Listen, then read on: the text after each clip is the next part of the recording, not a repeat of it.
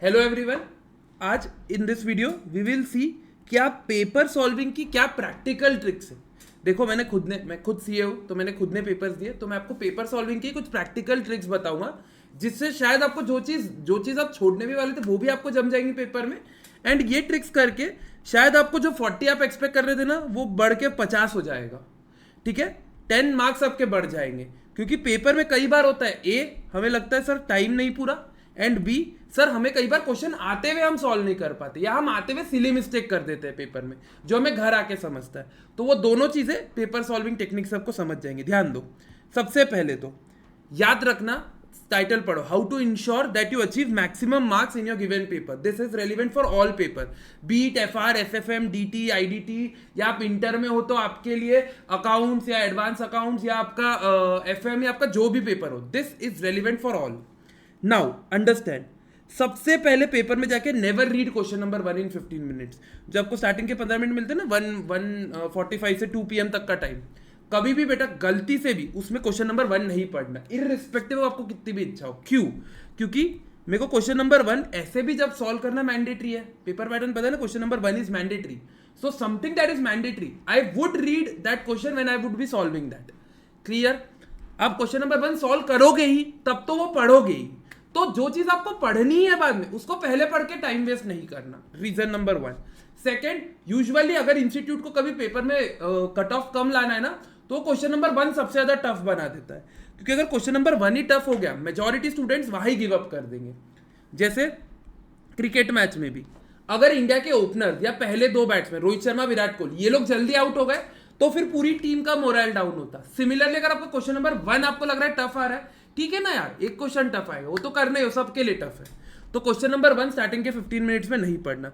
तो सर पहले के 15 मिनट में करना क्या? सर जो 15 मिनट का रीडिंग टाइम है ना, उसमें डिसाइड करो वो वाला क्वेश्चन जो आपको स्किप करना है। उसके बाद के 5 क्वेश्चन में से कोई भी 4 करना होता है, यस सर, तो वो उसमें एक क्वेश्चन डिसाइड करो जो आपको करना ही नहीं है। Ensure question 1 needs to skip in those 15 minutes. So never read question number 1, question number 1 नहीं पढ़ना है, एंड देन जो क्वेश्चन आपको स्किप करना है उस पर ध्यान दो।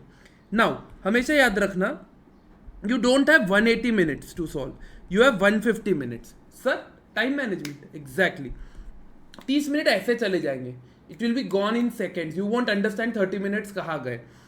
सो हमेशा कैलकुलेशन 150 मिनट्स के रिस्पेक्ट में करना। 150 फॉर 100 मार्क्स, तो आपको 1.5 मिनट फॉर 1 मार्क, ये रेशियो मेंटेन करके चलना। मतलब अगर 16 मार्क का क्वेश्चन है तो आपको मैक्सिमम उसको 24 to 25 मिनट्स देने हैं, दैट्स इट, खत्म। Be strict with yourself in the exam, 22 minute हुआ खत्म। और ये सर डेवलप कैसे होगा? बेटा मॉक टेस्ट दोगे ना। सर मॉक टेस्ट देने का तो टाइम ही नहीं हो रहा, इसीलिए अपना पुराना वीडियो है, देखो उसमें टाइम टेबल बताया हुआ है।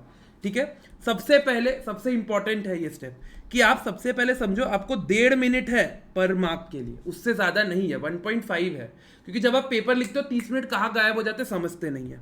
ठीक है, देन अब सर सबसे इंपॉर्टेंट ट्रिक जिससे आपके मार्क्स बढ़ेंगे। फॉर एग्जाम्पल मैं आपको कोई भी एक सब्जेक्ट का एग्जाम्पल लेके दिखाता हूँ। जैसे कि आप मान लो सर ऑडिट, हाँ सर ऑडिट में मैंने सब कुछ किया था, बट फाइनल वालों के लिए और इंटर वालों के लिए, फाइनल वालों के लिए सर मैंने ऑडिट में ना एक पर्टिकुलर टॉपिक नहीं किया था। सर कोई भी एक रैंडम सा टॉपिक ले लो, जैसे फॉर एग्जाम्पल मैंने अभी के लिए बैंक ऑडिट नहीं किया था, हाँ सर, या मुझे समझा ही नहीं, मेरे पास टाइम ही नहीं था। बैंक ऑडिट छोड़ो या कॉर्पोरेट गवर्नेंस समझ लो कि फाइनल में ये ज्यादा छोड़ो, तो कॉर्पोरेट गवर्नेंस किया नहीं। और इंटर वालों तुम लोग सोचो तुमने गवर्नमेंट कंपनी नहीं किया, ठीक है, ये दोनों आपने किया नहीं, या कोई भी एक चैप्टर आपने किया नहीं। अब क्या करने का, 12:30 के बाद ऐसे भी कुछ खास पढ़ाई होती नहीं पेपर के दिन, सीधी सीधी बात है, रियलिस्टिकल है, ठीक है, आप 1 बजे तक बुक खोल के रखते हो, but you won't be getting anything substantial.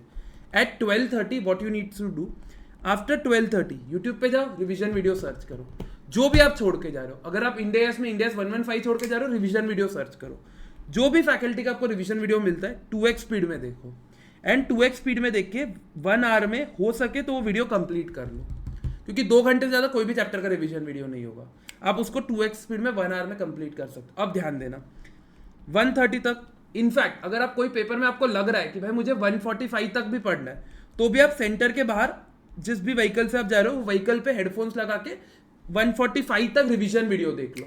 देखो ऐसे भी ना पेपर में जाओगे 1:45 तक भी गए तो भी कोई प्रॉब्लम नहीं है, ठीक है।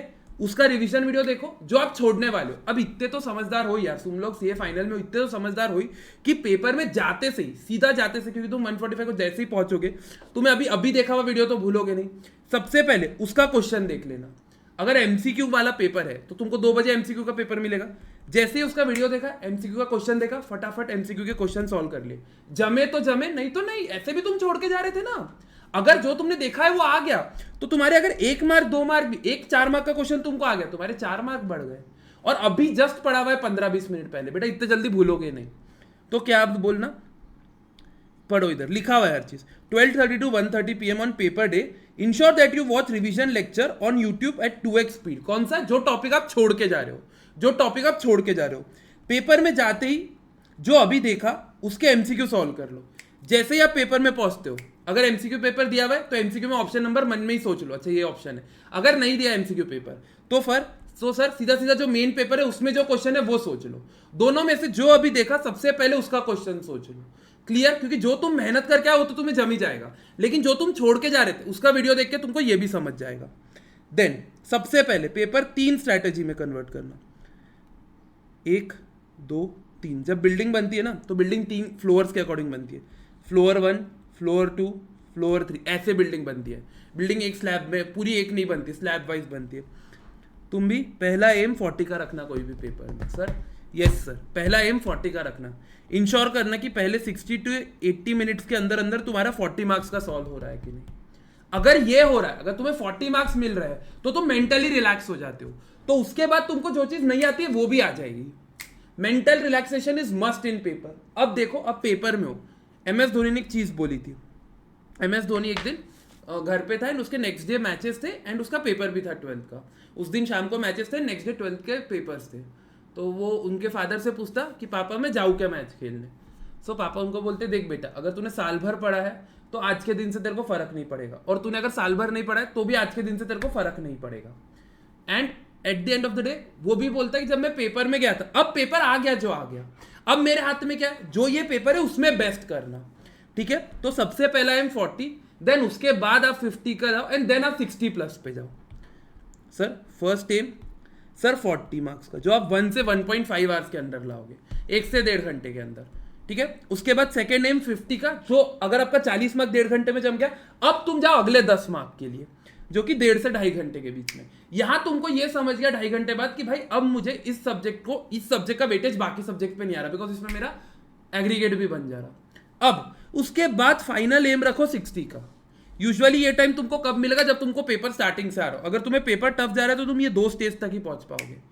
ठीक है, सबसे इंपॉर्टेंट चीज जो मेजॉरिटी स्टूडेंट्स नहीं करते, स्टेप्स मार्किंग दी हुई इंस्टीट्यूट ने, ICAI ने स्टेप मार्किंग दी है कोई भी चीज। So don't leave anything blank in paper. अरे कुछ इतनी मेहनत करिए, 1-2 लाइन तो लिख ही सकते हो। नहीं आता भाई वो सेक्शन की डिटेल्स, नहीं आता FR का वो क्वेश्चन, नहीं बन रही बैलेंस शीट, टैली च नहीं हो रही दूर दूर तक। अरे छोड़ो ना, मैं एक ट्रिक बता दूं, अगर तुम्हारी FR की बैलेंस शीट भी टैली नहीं हो रही है, छोड़ दो वो टैली के अलावा, बाकी बना लो। PPE का तो अमाउंट है, PPE का अमाउंट लिख लो। जितने अमाउंट एज इट इज लिख सकते कम से कम वही लिख दो। क्वेश्चन ही छाप लो एज इट इज PPE के अमाउंट में, बैलेंस शीट्स में जो अमाउंट में चेंजेस नहीं है वही अमाउंट छाप लो। एटलीस्ट अगर तुम्हें जो तुम क्वेश्चन छोड़ के आ रहे थे, तुम्हें उसमें अगर स्टेप के मिल के 1.5 भी मिल गया या 1 भी मिल गया, तो भी बेटा 5 क्वेश्चन में भी 1 मार्क मिल गया तो तुम्हारे 5 मार्क बढ़ गए। क्लियर कट समझो, जो तुम 5 में 0 मिलने वाले थे टफ पेपर में, ये चीज पे ध्यान देने का कि कुछ भी ब्लैंक नहीं छोड़ के आना, कितनी भी इच्छा हो। अरे सर अच्छा नहीं दिखता, कुछ मतलब नहीं इंप्रेशन का, कोई मतलब नहीं। चेकर को पता भी नहीं है तुम कौन हो, चेकर को दूर दूर तक पता नहीं निखिल राठी कौन है। ठीक है, चेकर को सिर्फ तुम कुछ स्टेप सॉल्व करके आओ, चेकर उसके बेसिस में मार्क्स देगा। क्लियर?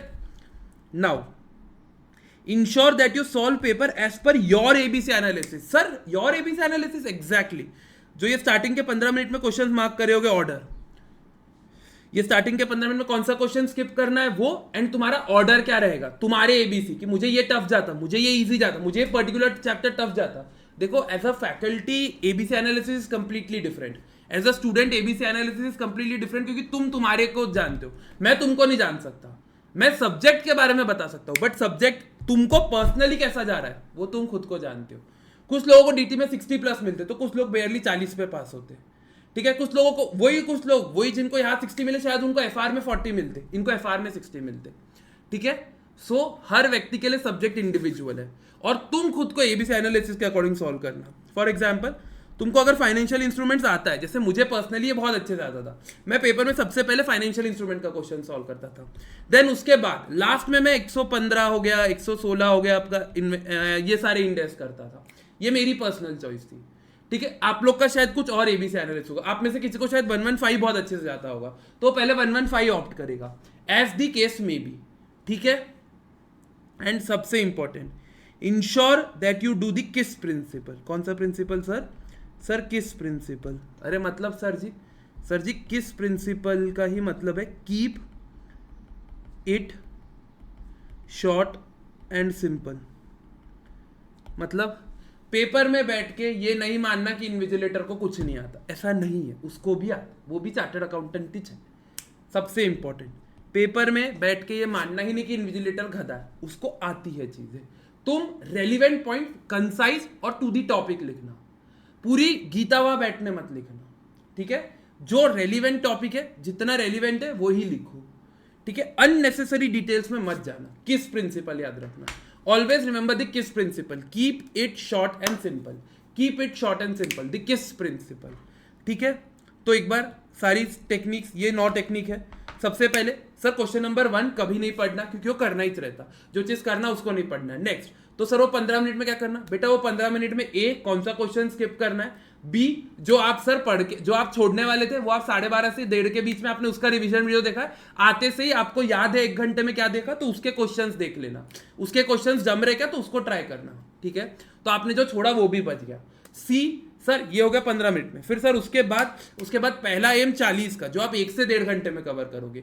देन अगर आपका वो हुआ तो देन आप 50 मार्क्स के लिए जंप करोगे, जो आप आने वाले 1 घंटे में कवर करोगे।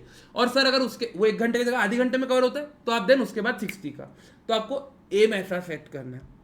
स्टेप मार्किंग है तो कोई भी चीज खाली नहीं छोड़ेंगे।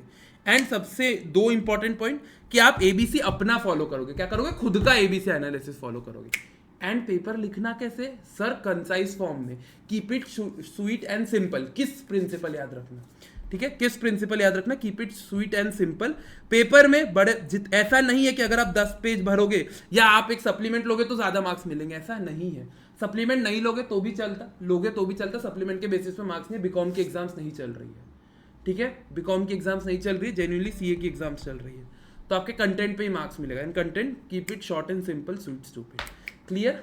चलो, तो ये वीडियो कैसा लगा, please feel free to share, comment section में लिखो आपके और कोई डाउट्स है क्या। एंड प्लीज ये अपने दोस्तों को शेयर करो, ठीक है। अगर आपको ये रेलिवेंट लगता है तो प्लीज अपने दोस्तों को, फ्रेंड्स को, जो सीए दे रहे हैं, इंटर में है, फाइनल में है, एज द केस में भी, फाउंडेशन में आपका कोई भाई तो उसको भी शेयर करना। चलो, और बाकी टेलीग्राम ग्रुप की लिंक नीचे कमेंट बॉक्स में है, और उसके अलावा मेरा मोबाइल नंबर भी, आपको कोई भी डाउट है तो प्लीज व्हाट्सएप कीजिएगा। चलो, थैंक यू, जय हिंद।